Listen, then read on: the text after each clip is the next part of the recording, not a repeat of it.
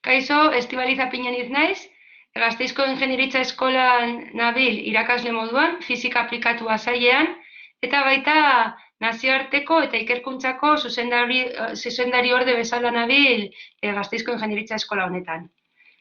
Nire ibilbide akademikoari buruz galdetzen badiazue, fisikaria naiz, fisika ikasketak egin nituen Zientzia eta Teknologiako Leioako fakultatean, eta bukatu nituenean, doktoregoa egin nuenan bertan bebai, Fernando Plazaolarekin, elektrizitate eta elektronika sailean. Bukatu nuenean, Mondragon eskolan egon nintzen irakasle urte terdiz, eta gero berriro EHUra bueltatu nintzen Bilboko Ingeniaritza Eskolara. Hor egon nintzen 6 urtez, eta azkenik, Gasteiza bueltatu naiz, nire bizi naizen hiria, eta hemen nabil fisika saileko irakasle moduan. Ikerkuntzari buruz, hasi nintzen tesia egiten magnetismoan, eta egiten dituen bai esperimentalki eta bai teorikoki aztertu burdin aluminio aleazioen magnetismoa. Eta gero Bilbora joan nintzenean, hasi nintzen beste laborategi batean, teknika fototermikoen laborategian, lan egiten. Eta hor, propietate termikoak, materiaren propietate termikoak aztertzen hasi nintzen.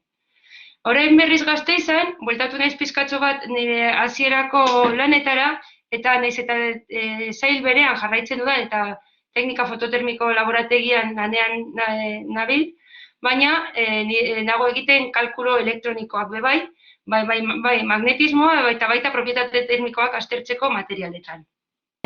Ikergazte kongresuan bitan parte hartu dut, eta nire esperientzia oso ona izan da. Batez ere nik, karrera ikasten ari nintzenetik, hirugarren eta laugarren mailatik, hasi nintzen Iruñako UEUko udako ikasteratua joaten. Hasieran ikasle moduan, eta gero bebai, irakasle moduan. Eta han bizitakoak oso onak izan ziren, lagun asko egin dituen, baita irakasleak ezagutu, igual fakultatean oso urrun ikusten dituen irakasleak, baina han ez, mai berean bazkaldu, gozaltzen genuen, eta izan nuen aukera jakiteko benetan ikerkuntza zer zen, eta zeharlo gustatzen zitzaizkidan fizikaren barruan. Eta joan nintzenean UEUko ikergazte kongresura, pizkatxo bat hori ere, bizi izan nuen. Alde batetik, doktorego garaian bizi izandako kongresuak, eta bizi izandakoak, eta bestetik ere, Iruñan, gainera Iruñan izan zen ikergaztera joan nintzen lehenengo aldia, ere han Iruñan bizitakoak gogorarazi nituen. Beraz oso esperientzia polita izan zen, eta ikustea hainbeste gazte, hainbeste ikerkuntza arlo desberdinak, ikustea Euskal Herri mailan egiten den ikerkuntza, baina baita kanpoan euskaldunok egiten dugun ikerkuntza, ikustea lankidetzak sor daitezkela, oso aberasgarria iruditu zitzaidan. Eta nabarmentzeko zerbait asko gustatu zitzaidan bai, posterren inguruan egin ziren mikrotok horiek, hitzaldi txikitxoak. Nik uste, hori, minutu batzuetan, zure ikerkuntzarin berri ematea eta besteek horren berri jakitea, oso polita da, eta gainera, denbora laburrean, gai asko landu daitezke, eta oso interesgarria iruditu zitzaidan. Badakit, aurten behar bada ezingo dela egin, koronavirusa dela eta, baina beste urteetan berriro hartuko dugu hori.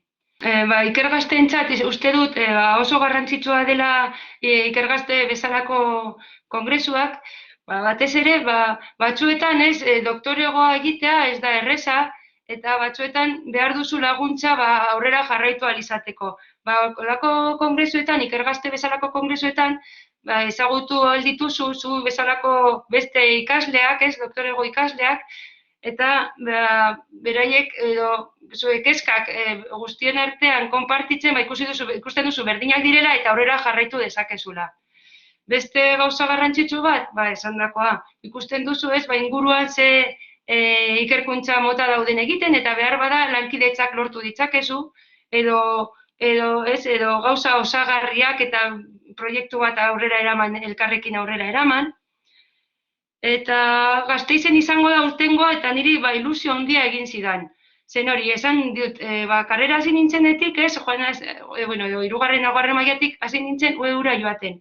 Eta beti, Iruñan, edo gero fizika saileko partaide moduan, egiten genituen hilabetero bilerak, eta izaten ziren Bilbon. Geroago Eibarren, baina Gasteiztekin inoiz ez dut inoiz lotu UEU eta UEUren ekintzak. Igual, segurazki egon dira, baina nire arloan behintzat ez dut hori lotu. Eta orduan, bereziki, ilusio egin zidan, hemen izango zirela jakitea.